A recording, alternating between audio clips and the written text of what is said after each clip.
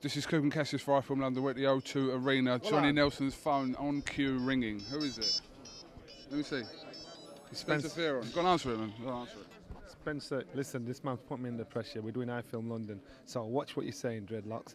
I'll phone you back in a minute, Rasta. Alright? Alright, cool. It's like he's waiting around the corner, waiting for us to start the interview, and then decided to ring your phone. Your phone. Your phone. Your phone. I remember the press conference, the first press conference here, I spoke to you about FROCH Kessler. The time has come now. Man, belly there. Now it's here. Do you still think the same as you did months ago? You know what? My mind has been changed. I saw Kessler. And, you know, I don't know if I said it publicly, but at the time I thought Kessler's going to do FROCH. Because I thought FROCH's style, he'd become more open, he'd become more reckless, he'd become more vulnerable, he'd become more gung-ho. And I saw him training. And then I went to see FROCH train in Sheffield. And you know when this man says, I'm genetically gifted, and you think, you're a big head.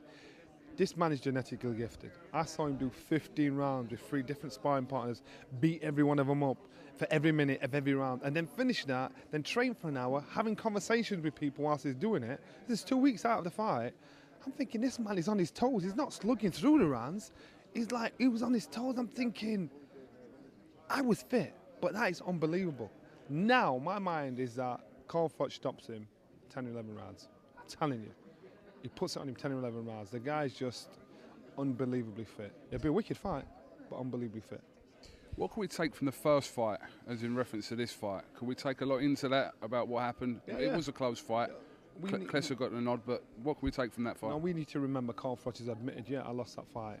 MIKKEL Kessler's come over here. Let's not forget, he won the last fight. So he's thinking, you're thinking this guy I've beaten already is going to beat me again.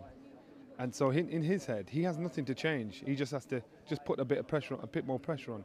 FROCH is the one that's got to change things. He's got to be the one that ups his work rate and instead of throwing single shots, put more pressure on MIKKEL Kessler, because he's the one that's got something to prove. Kessler hasn't, because he's already done it. All he has to do is don't do what he did last time.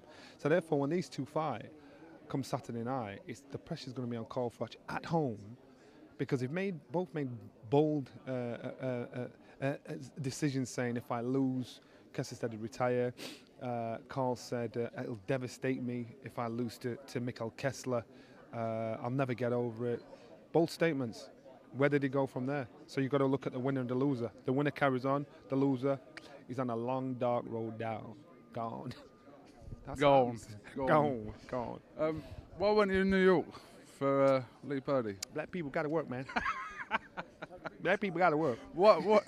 I got like you and Ed Robinson. I like call the A team. I got the other A team. No, Glenn, Ross, Thompson, Jenkins, Thomas. Is it Ross Thompson? Ross Jenkins. What's his middle? He's got a middle name, hasn't he? Has he? Have you seen his passport? It must be something like McKintay, Ross McKintay, Jenkins. But I had the sort of semi-A team. They're not the A team. Where's Glenn? He's like baby A team. He's old school. Listen, the man still wears pinstripe suits. Who does that? Pinstripe suits? Come on, you don't wear that unless you're a pimp. Just killed it. But obviously you was at the cruiserweight prize fighter. Did they just make you go to that because that was your old weight division? So yeah, I think they were trying to tempt me to come out of retirement. You know what I mean? It was just. But you know, it's very hard to pick a winner of that, and you could never do it. It's like just, I never get it right. The amount of abuse I got afterwards, but I'm just thinking I never get it right. There's one thing I've got to make clear though. When Matisse boxed Lamont Peterson, I said Matisse wasn't the best technical fighter. All right, let me correct that. He's a better fighter than he is a technician. You look at his record. Even though he lost to Devin Alexander, he lost to Zab Judah on close points decision. It was just close. I was saying he's a better fighter, a better brawler, he's a better banger than he is a boxer. But I'm not saying he's not a bad boxer. I'm just saying he's a better fighter than he's a boxer. I got a bit of abuse on Twitter. I'm answering your question. So I'm not saying the guy's garbage. I'm just saying he's a better fighter than he is a boxer. You get abuse on Twitter? What? You want to see the things they call me, man? What do they call you? Well, they call me things like Steven. The house. You can't say it on the camera, but yeah. Stephen from Django. They call me Buckaroo. Buckaroo. What's the other one? What's that? With the gay horse riding show. What the film? What's it? Brokeback Mountain. Brokeback Nelson. Come on. Do I look gay? Nothing wrong with blue. Nothing wrong with pink underwear. Nothing wrong with no underwear. I don't think you look gay. You see that? I don't think you look gay at all. Yeah?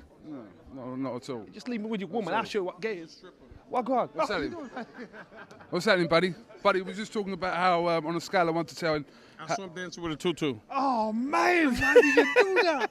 I was just denying my gayness. They're trying to say that I'm gay. Not wrong. I didn't say you were gay. You did. There's nothing wrong with being gay anyway. We live in I gotta respect them for wearing that. Like there's a saying, it takes a tough man to make a tender chicken. It takes a tough man, a real man, to do what he did on TV.